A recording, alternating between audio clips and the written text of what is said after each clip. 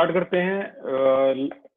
18 जो नेम थे वो हो गए खत्म, और उसके बाद जो हाई ऑर्डर थिंकिंग जो नाम है आज के, वो आज हम स्टार्ट करेंगे। Positive ion, cation, anion, ये भी करे थे हमने। CH3 नेगेटिव तक हो गया था। अब देखो अगले कुछ नाम, एक है ये आपकी लास्ट है वेस्पर के स्ट्रक्चर, और फिर हम नेक्स्ट जो टॉपिक है उनको रीड करना स्टार्ट कर देंगे। तो भाई आज की इंटरेस्टिंग क्लास में लेवल 3 डिस्कस होगा। नाम है SO4 2 negative number 19। SO4 2 negative को बोलते हैं सल्फेट, ठीक है। अब यहाँ पर अगर मैं रूल लगाऊं सल्फर के एक्स वाला रूल लगाऊं, तो यहाँ क्या हो जाएगा आपका, half valence electron of the central atom plus monovalent atom minus cation plus anion. तो हाफ यहाँ तो मैं लगाऊंगा वैलेंस इलेक्ट्रॉन सेंट्रल एटम यानी सल्फर के, जिसके होते हैं 6। मोनोवैलेंट एटम की जगह मैं लगाऊंगा 0। रेज योर हैंड, किसी को पता है ये 0 क्यों लगा? रेज योर हैंड, क्या कोई बता सकता है ये 0 क्यों लगा? विनीत, बहुत बढ़िया, बताइए। डाइवैलेंट है। वेरी गुड, क्योंकि ऑक्सीजन बड़ा पॉपुलर एलिमेंट है, डाइवैलेंट है, ये कोई मोनोवैलेंट नहीं है। माइनस कैटायन कोई पॉजिटिव चार्ज नहीं है। एनायन का मतलब नेगेटिव चार्ज कितना है? 2 है, 2। तो एनायन कितने हैं आपके? 2 हैं, तो यहाँ 2 लिखना, ये नहीं कि -2 लिख दो आप, ठीक है। तो अब आपका आंसर क्या आएगा? देखो, half into 8 is equal to 4। अगर आप इस झंझट से बचना चाहते हो तो आप सीधा सीधा हिसाब किताब क्लियर कर सकते थे यहाँ पर ऐसे करके।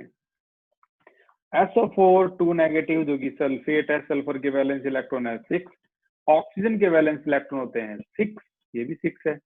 6 4 जा 24, और प्लस में 2 इलेक्ट्रॉन, पता है ना 2 नेगेटिव का मतलब होता है 2 इलेक्ट्रॉन गेन कर लिए गए हैं। और अब जो आपका आंसर आएगा वो आएगा 32। अब 32 को आपको डिवाइड करना है 8 से।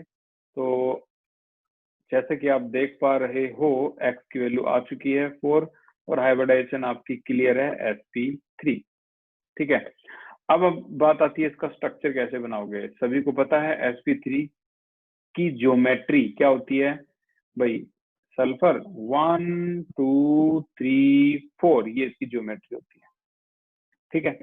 अब बात आती है जगह कितनी है? 4 है। एटम कितने हैं?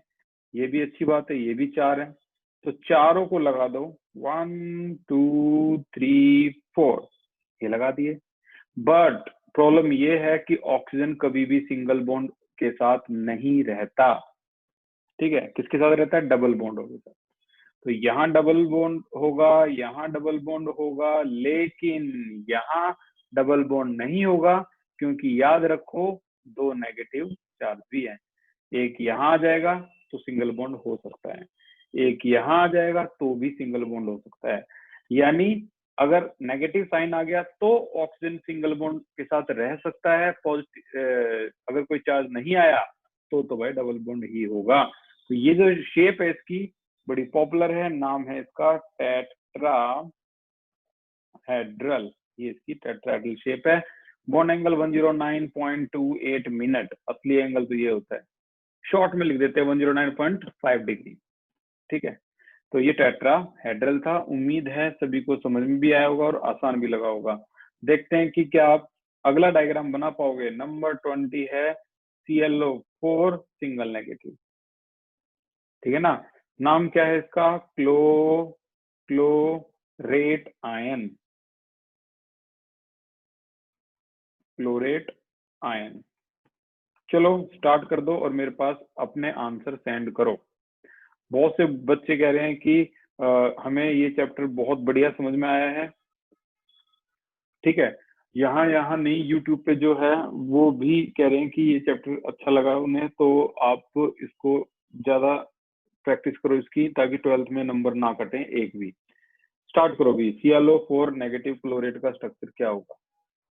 तो लगभग सारे आंसर कमाल के आए और बहुत जल्दी आपने इसको सीख भी लिया। क्लोरीन के वैलेंस इलेक्ट्रॉन होते हैं 7, ऑक्सीजन के 6 होते हैं, 6 4 जा 24, और माइनस का मतलब होता है एक इलेक्ट्रॉन गेन कर लिया गया है। तो आंसर आया 32। 32 को आप डिवाइड करोगे 8 से, तो ये आएगा आपका कितना, x की वैल्यू आ गई आपकी 4, और 4 आने का मतलब है हाइब्रिडाइजेशन क्या है, sp3। ठीक है, 3 आंसर और भी आए हैं, चेक कर लेते हैं भाई। विनीत करेक्ट है। ओम शुक्ला शेप ये नहीं है इसकी। Tetrahedral, yes very good. Harsh धर्मस्य बिल्कुल सही जवाब।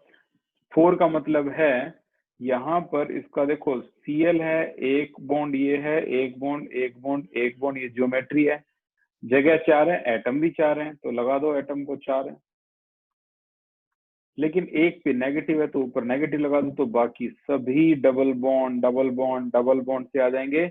और देखो ये सब करने के बाद ना कुछ चीजें ऐसी हैं जो हम देखते भी नहीं, लेकिन वो अपने आप ही ठीक हो जाती हैं। जैसे क्लोरीन के वैलेंस इलेक्ट्रॉन कितने होते हैं, 7, तो आप देख पा रहे हो 2 2 4 2 6 और 1 7, तो 7 इसके वैलेंस इलेक्ट्रॉन ऑटोमेटिकली आ जाएंगे इसमें। ठीक है, तो ये हो गया आपका। अब अगर हम आगे चलें तो 21 जो है वो है आपका, ये एमएससी में आया था I3 नेगेटिव। देख लो एमएससी तक भी ये ऐसे क्वेश्चन आ चुके हैं। आयोडीन के वैलेंस इलेक्ट्रॉन कितने होते हैं, 7, क्योंकि ये हैलोजन फैमिली से बिलोंग करता है। तो 7 3 जा 21, और माइनस का मतलब एक इलेक्ट्रॉन ले लिया इसने, आंसर है 22। 22 को आप डिवाइड करोगे 8 से, तो 8 2 जा 16, 6 आ गया, 2 3 जा 6। हालांकि ये बता रहा है 3 लोन पेयर आएंगे, 2 बॉन्ड पेयर आएंगे, दोनों को ऐड कर दो। एक्स के वैल्यू है 5, हाइब्रिडाइजेशन होगी आपकी sp3d। sp3d की ज्योमेट्री कैसी होती है भाई, ये होती है 1 2 3, और ये आपका ये बॉन्ड हो गया। ठीक है, तो यहाँ पर अगर आप देखोगे तो आयोडीन है आयोडीन है आयोडीन है, और ऊपर आपका आयोडीन यहाँ भी है और यहाँ भी है, लेकिन इतने आयोडीन तो है ही नहीं, यहाँ तो आयोडीन सारे 3 है। तो इसमें से अब हमें दिमाग लगाना पड़ेगा। क्या दिमाग लगाना पड़ेगा कि भाई आपके पास एक आयोडीन ऑलरेडी लग चुका है, तो बचे हुए 2 ही आयोडीन है, यानी 2 आयोडीन अगर आप लगाओगे तो 3 लोन पेयर आएंगे, और वो तीनों लोन पेयर आपको पता है इक्वेटोरियल पोजिशन पे आएंगे। तो एक आयोडीन यहाँ है, एक आयोडीन यहाँ है, और नेगेटिव साइन कैसे लगाओगे, ये एक एलिगेंट तरीका होता है नेगेटिव साइन लगाने का, ये इस तरीके से नेगेटिव, बस इतना भी दिखा सकते हो आप। ठीक है, तो अब इसकी कोई शेप बता सकता है, चैट सेक्शन में लिखो इसकी शेप क्या है, दिखने में इसकी शेप कैसी लग रही है, चैट सेक्शन में जल्दी से लिखो।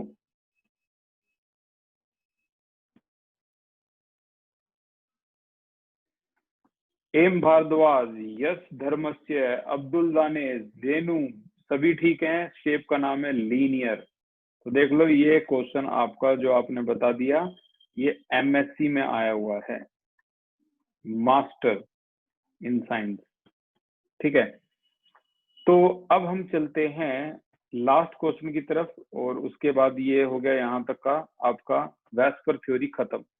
लास्ट है हमारा 22, क्या, H2O का स्ट्रक्चर बनाइए वाटर का। ठीक है, तो H2O का स्ट्रक्चर बनाना है, जल्दी से बनाओ और मेरे पास आंसर सेंड करो पिक खींच के। H2O, विनीत भाई ये आंसर गलत है, विनीत एक यही था क्वेश्चन, खास ये भी होता है खत्म। अभिषेक, वेरी गुड अभिषेक, ये आंसर करेक्ट है। अगर आपने अपने आप बनाए तो बहुत बढ़िया कोशिश थी। शशांक ये गलत है। ओम शुक्ला ने हाइड्रोजन पे डबल बॉन्ड कर दिए, ये नहीं है सर। देखो पहली बात पहचानने की कि इसमें सेंट्रल एलिमेंट कौन है, ऑक्सीजन अकेला है तो वही तो सेंट्रल एलिमेंट हुआ ना। तो यहाँ हाइड्रोजन के 2 इलेक्ट्रॉन है, ऑक्सीजन के वैलेंस इलेक्ट्रॉन 6 है। 8 डिवाइड करो 2 से, 8, तो x की वैल्यू जो आई है वो आई है आपकी कितनी, 4। अब x की वैल्यू क्या आ गई आपकी, 4 आ गई। तो 4 आने का मतलब है हाइब्रिडाइजेशन होगी आपकी sp3। sp3 का मतलब है ज्योमेट्री क्या होती है इसकी, सेंट्रल एलिमेंट को यहाँ रखेंगे, फिर 1 फिर 2 फिर 3 फिर ये 4। अब देखना जरा ध्यान से, हाइड्रोजन कितने हैं यहाँ पर, जगह कितनी है, 4 है, लेकिन एटम सिर्फ 2 ही है। ये सिर्फ 2 ही एटम है। तो एक यहाँ लगा दो, एक यहाँ लगा दो, तो जो बाकी दो बचे हैं वो क्या है, लोन पेयर है। अब कई बच्चे सोचते हैं ऑक्सीजन के तो दो बॉन्ड सर ने दिखाए नहीं। यार हो तो गए ऑक्सीजन के दो बॉन्ड, एक ये रहा और एक ये रहा, ठीक है ना, ऑक्सीजन के दो बॉन्ड, ये तो लोन पेयर है। चेक करो ऑक्सीजन के वैलेंस इलेक्ट्रॉन कितने होते हैं, 6 होते हैं ना, ये रहे 6। चेक करो ऑक्सीजन के 6, 1 2 3 4 5 और 6। तो ये आपका डायग्राम था, H2O का बॉन्ड एंगल है 104.5 डिग्री। शेप क्या है इसकी, नो डाउट ये बेंट या फिर वी शेप, इनमें से कोई भी लिख सकते हो, बेंट या फिर वी शेप। तो ये थी आपकी वेस्पर थ्योरी, आसान लगी होगी। एक ना एक डायग्राम आपका पक्का आएगा, दो तो कम से कम आते हैं वेस्पर थ्योरी के डायग्राम। अब कुछ क्वेश्चन है बड़े इसी पे वेस्पर थ्योरी पे ही है, valence shell electron pair repulsion. Valence shell के जो इलेक्ट्रॉन पेयर होते हैं रिपेल करते तो क्या होता है। Account for the following, number 1 reason बताइए। पहला क्वेश्चन है, रीजन बताने हैं। Structure of NH3 is pyramidal. Structure of NH3 is pyramidal. .y। ऐसा क्यों होता है कि NH3 का जो स्ट्रक्चर है वो पिरामिडल शेप का होता है, पिरामिड शेप का होता है। पहले तो NH3 का स्ट्रक्चर बना लो अच्छी तरह से। NH3 के बारे में आप सब जानते हो, देखो ये 5 प्लस में 3 इज इक्वल टू 8, 2 से डिवाइड करेंगे तो 4 आएगा, x की वैल्यू 4, हाइब्रिडाइजेशन होगी इसकी sp3, यानी नाइट्रोजन 1 2 3 4। और अब यहाँ पर जगह तो 4 है लेकिन एटम 3 ही है, तो 1 2 3 ये आपका लॉन पेयर है। तो वो कह रहे हैं कि इसकी शेप ट्राइगोनल पिरामिड, इसको शॉर्ट में पिरामिड भी बोल देते हैं। पिरामिड क्यों है, ये जो आप नीचे दिख रही है, ये ट्राइगोनल पिरामिड क्यों है, क्योंकि ये जो लॉन पेयर है वो इसको, लॉन पेयर जो है वो इसको, इसको और तो और इसको भी रिपेल करता है, तीनों को ऐसे रिपेल करेगा। आपको क्या लग रहा है, ये तीनों के तीनों जो बॉन्ड है वो कैसे होते हैं, नीचे के ट्राइपोड, ऐसा ट्राइपोड स्टैंड की तरह बॉन्ड होते हैं ये तीनों के तीनों, इस तरीके से। ये देखो ये तीनों बॉन्ड ऐसे होते हैं इस तरीके से नीचे के। और ऊपर का लॉन पेयर कैसा होता है, ये लॉन पेयर होता है ऐसे। तो ये लॉन पेयर इसको भी, इसको भी, इसको भी, सभी को बराबर बराबर रिपेल ऐसे करता है कि बेचारे ये रिपेल होने के बाद बॉन्ड, तीनों के तीनों बॉन्ड ऐसे नीचे झुक जाते हैं और इसकी शेप क्या बन जाती है, पिरामिडल। पिरामिडल। तो आपको जो लिखना है इसका जो रीजन वो ये है कि it is due to lone pair bond pair repulsion, ठीक है ना। It is due to lone pair bond pair repulsion की वजह से ऐसा होता है, ठीक है। Lone pair bond pair repulsion, reason में रीड कर रहा हूँ। The structure of NH3 is pyramidal due to lone pair bond pair repulsion, ठीक है। ये जो इसका मेन रीजन था। और हमेशा याद रखना एक बात को, लॉन पेयर रिपल्सन हमेशा सबसे ज्यादा होता है, फिर lawn pair bond pair repulsion आता है, और सबसे वीक जो होता है वो है बॉन्ड पेयर रिपल्सन। यानी सबसे वीक अगर कोई है तो वो कौन सा है, बॉन्ड पेयर। क्यों, ये एक दूसरे से कनेक्ट होते हैं, लॉन पेयर कनेक्ट नहीं होते, ठीक है ना, जुड़े हुए नहीं होते। ये ऐसे मूवेबल होते हैं, मूव कर सकते हैं। तो तेजी से मूव कौन कर सकता है, लॉन पेयर। ये इससे जुड़े हुए हैं तो इतनी तेजी से मूव नहीं कर पाते हैं। तो ये इसका आंसर हो गया। अगला question, although geometry of NH3 and H2O molecule is distorted tetrahedral, the bond angle in H2O is less than, ये देखो क्वेश्चन है, the bond angle in H2O, bond angle in H2O is less than that of than NH3 dot discuss why, ठीक है। जबकि दोनों की दोनों shape, अब देखो अपना लेवल थोड़ा सा और ऊपर करते हैं। सी, इसके बारे में आपको यहाँ मैं एक्सप्लेन कर देता हूँ। ये देखो, इसकी शेप जल्दी से बताओ क्या होती है। CH4, रेज योर हैंड, इसकी शेप क्या होती है? लिख दो लिख दो लिख दो चैट सेक्शन में।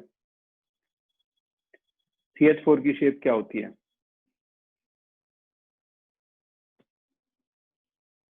Very good Abdul Danish, speed भी अच्छी है आपकी। टेट्राहेड्रल, ओम शुक्ला, बिल्कुल सही। जो टेट्राहेड्रल बोलना चाह रहा है वो बिल्कुल ठीक है। शेप है टेट्राहेड्रल, ये इसकी टेट्राहेड्रल शेप है। अब देखना एक बार, ये है आपका NH3। यहाँ बॉन्ड एंगल कितना है? ये वाला बॉन्ड, ये वाला बॉन्ड, सारे बॉन्ड जो है वो 109.5 डिग्री है। अब देखना एक बार, ये है अमोनिया, 1 2 3 H। यहाँ लोन पेयर बॉन्ड पे रिपल्सन की वजह से बॉन्ड एंगल कम हो गया। पहले 109 था, अब ये घट के 107 हो गया। क्यों? बिकॉज यहाँ जो है वो है बॉन्ड पेयर रिपल्सन, यहाँ है lone pair bond pair repulsion, और यहाँ इसकी जो शेप है, जल्दी से बताइए इसकी शेप क्या है चैट सेक्शन में। रेणु हर्ष धर्म से आपका भी जवाब ठीक था, CH4 का। अब बताइए ओम शुक्ला, वेरी गुड, बिल्कुल ठीक है। रेणु बिल्कुल ठीक है।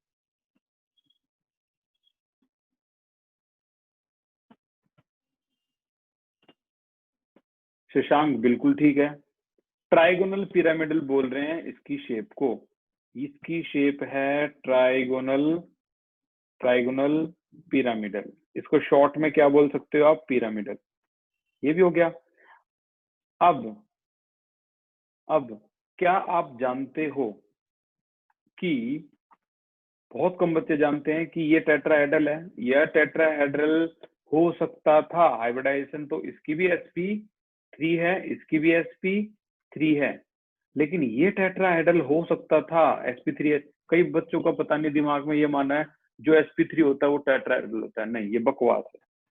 लोन पेयर उसकी विकृति बदल देते हैं, उसकी विकृति कह रहा हूं मैं, उसकी शेप बदल देते हैं। इसकी शेप क्या होगी? अब ट्राइगोनल पिरामिडल होगी। लेकिन क्या आपको पता है कि इसको आप डिस्टॉर्टेड टेट्राहेड्रल भी बोल सकते हो, ठीक है ना? वैसे तो इसको यही बोलते हैं ऊपर वाला नाम में, लेकिन इसको डिस्टॉर्टेड टेट्राहेड्रल भी बोल सकते हो, क्योंकि ये टेट्राहेड्रल था। डिस्टॉर्ट का मतलब शेप बिगड़ गई, इसकी डिस्टॉर्ट होगी। सिमिलरली अगर आप H2O को भी देखोगे तो यहाँ पर H2O में लोन पेयर और ये हाइड्रोजन है, ये हाइड्रोजन है, ये आपस में इतना नजदीक आ जाते हैं बॉन्ड कि 104.5 डिग्री। और इसकी भी शेप कितनी अजीब बात है, इसकी भी हाइब्रिडाइजेशन sp3 ही होती है। और यहाँ अब की बार शेप देखोगे तो क्या है? बैंड शेप या V shape.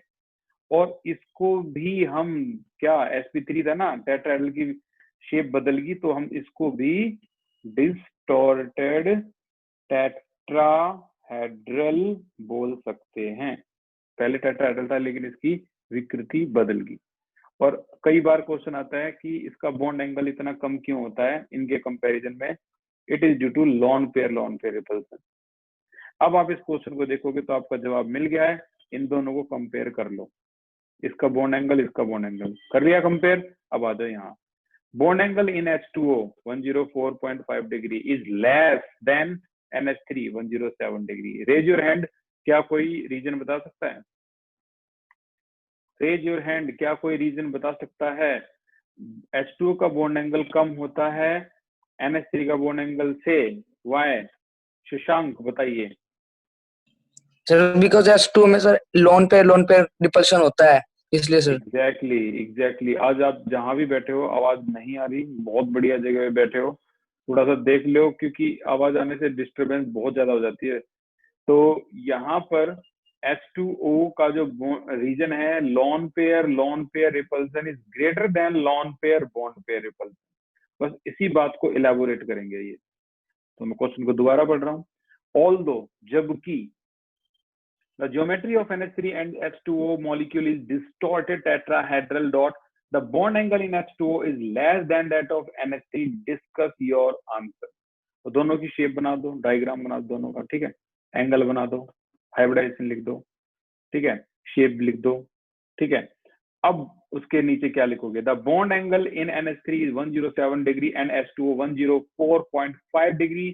It is due to lone pair repulsion in H2O which is greater than lone pair bond pair repulsion in NH3। इतना एक्सप्लेनेशन है और पूरा क्वेश्चन खत्म। ये बड़े खास क्वेश्चन कर रहे हैं हम। अगला एक और question, H2O molecule has bent structure but BeCl2 has linear structure dot y। अब ये सारे MTG के क्वेश्चन है, हाई ऑर्डर थिंकिंग और एग्जाम में आने वाले। कह रहा है कि H2O भी तो ट्राई एटॉमिक मॉलिक्यूल है, 3 एटम से मिलकर बना हुआ है, but has bent shape, but BeCl2 भी तो ट्राई एटॉमिक मॉलिक्यूल है, has linear shape, linear shape, explain. ऐसा क्यों? तो आंसर है H2O की बेंट शेप के पीछे अगर किसी का हाथ है तो वो है लॉन पेयर का, और एक नहीं 2 लॉन पेयर का। तो 2 लॉन पेयर इसमें इसकी शेप को बेंट होने पर मजबूर कर देते हैं। BeCl2 की लीनियर शेप के पीछे अगर किसी का हाथ है वो विदाउट लॉन पेयर है। दोनों का डायग्राम आप बना सकते हो, यू नो वेरी वेल। 1 2, यहाँ हाइड्रोजन, यहाँ hydrogen, bond angle is 104.5 degree. और ये BeCl2 बड़ा सिंपल, Cl कोई लोन पेयर है नहीं, शेप है 180 डिग्री लीनियर शेप, और ये कौन सी है, बैंड शेप। तो ये डायग्राम बताने के बाद आपको क्या करना है, आपको नीचे लिखना है इन BeCl2 the presence of 2 bond pair and 0 lone pair. या कोई लोन पेयर है ही नहीं। The presence of 2 bond pair and 0 lone pair gives a linear shape. On the other hand, in this case, as you can see, the presence of 2 bond pair and 2 lone pair, the shape is bent due to lone pair repulsion। ये आपस में इतना repel करते हैं, ये दोनों बेचारे पास पास आ जाते हैं, ठीक है। तो इसलिए इनकी जो एंगल है वो रिड्यूस होके कम हो जाता है। तो ये है इसका करेक्ट आंसर। तो यहां तक आपको ये समझ में आ गया है। अब हमारे पास जो टॉपिक है वो है लेविस डॉट स्ट्रक्चर।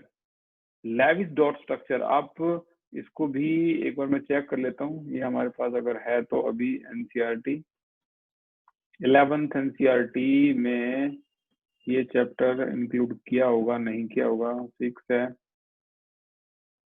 5 भी है, 4 भी है। तो देखो ये 4 चैप्टर में